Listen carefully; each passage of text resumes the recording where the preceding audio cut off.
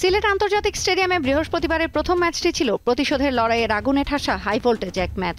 শুরুটাও তেমনই করেন বরিশালের দুই ওপেনার। তামিম ইকবাল, নাজমুল হোসেন শান্তর ৮১ রানের উদ্বোধনী জুটিতে দারুণ এক শুরু পায় ফরচুন বরিশাল। তবে এরপরই ছন্দপতন। ৮ রানের ব্যবধানে সাজঘরে দুই ওপেনার।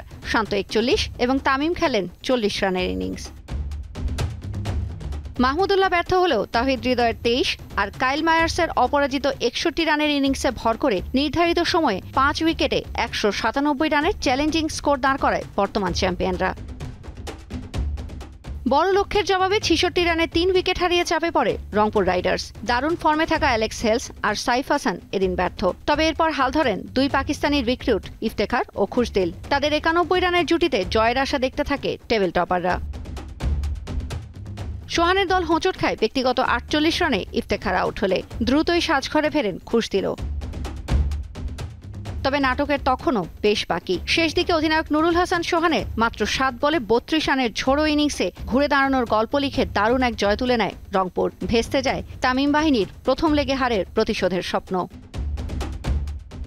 তৌসিয়া ইসলাম, দীপ্ত স্পোর্টস।